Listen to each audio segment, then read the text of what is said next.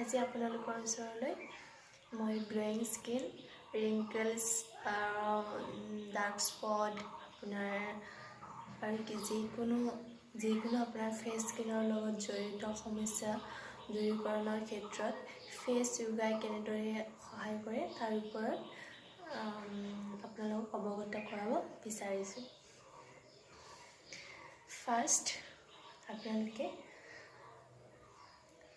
নাকেৰে উশাহ লৈ মুখখন ফুলাব লাগে, কাণটো নহয়, অকল মুখখন এনেদৰে উশাহ ল'ব নাকেৰে।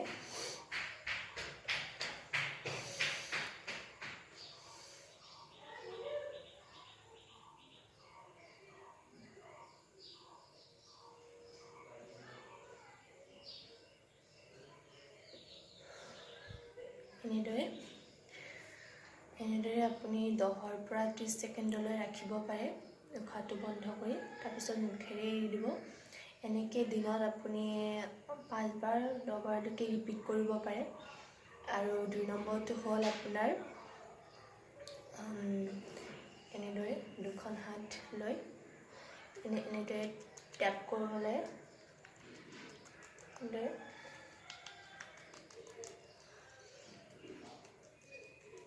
আমাৰ স্কিনৰ ব্লাড চাৰ্কুলেশ্যনটো ভালদৰে নহ'লে স্কিনত বহুত সমস্যাই দেখা দিয়ে।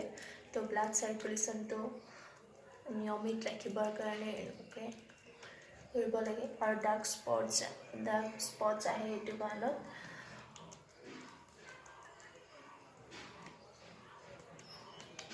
এনেদৰে আপোনালোকে 5ৰ পৰা 10লৈকে ৰিপিট কৰিব পাৰে দিনত। আৰু 3 নম্বৰটো হ'ল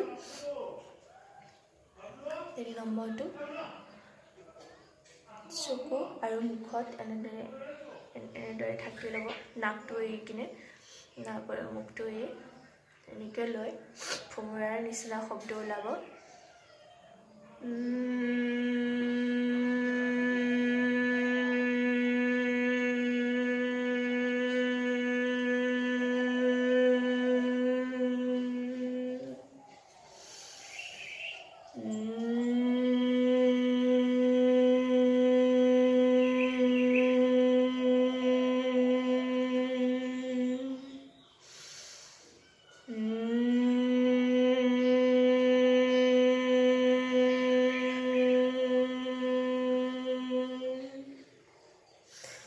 এনেদৰে 3বাৰকৈ কৰিব পাৰে।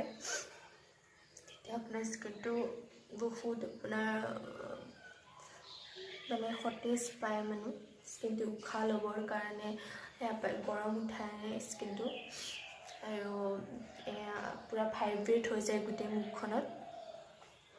এনেকৈও দিনত 5বাৰ 10বাৰলৈকে কৰিব পাৰে। আৰু 4 নম্বৰটো হ'ল আপোনাৰ আমি ও বুলি ক'ম আৰু এক্সত এৰি দিম। এনেদৰে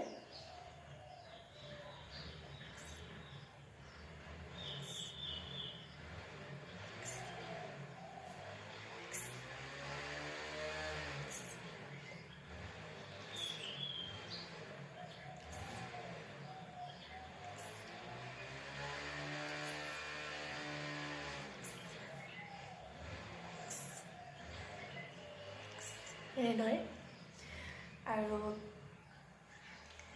আপোনাৰ 5 নম্বৰটো ৰাতিপুৱা শুই উঠিয়ে কৰিব। এইটো ৰাতিপুৱা শুই উঠিয়ে বিচনাতে এনেদৰে হাত দুটা মোহাৰি লৈ গৰম উঠাই ল'ব পূৰা। এনেদৰে গৰম উঠাই লৈ দুটা চকুৰ ওপৰত দি, তাৰপিছত ফেচত লগাই এনেদৰে প্ৰেছ কৰি আহিব। এনেদৰে কৰিব ৰাতিপুৱা শুই উঠিয়ে। আৰু শেষৰটো হ'ল আপোনাৰ এনেকুৱা কোমল টাৱেল লৈ ল'ব।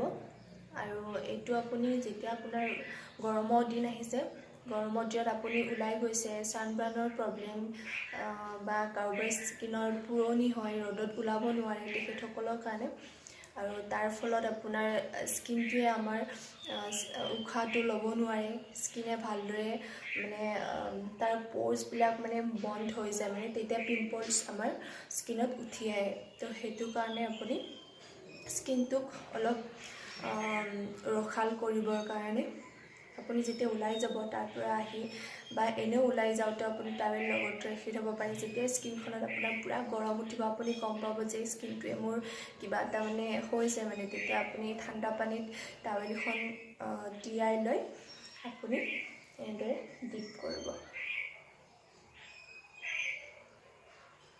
গোটেই স্কিনটোত কৰিব এনেদৰে। তেতিয়া আমাৰ স্কিনটোৱে আকৌ সতেজ হয়, উশাহ ল'ব।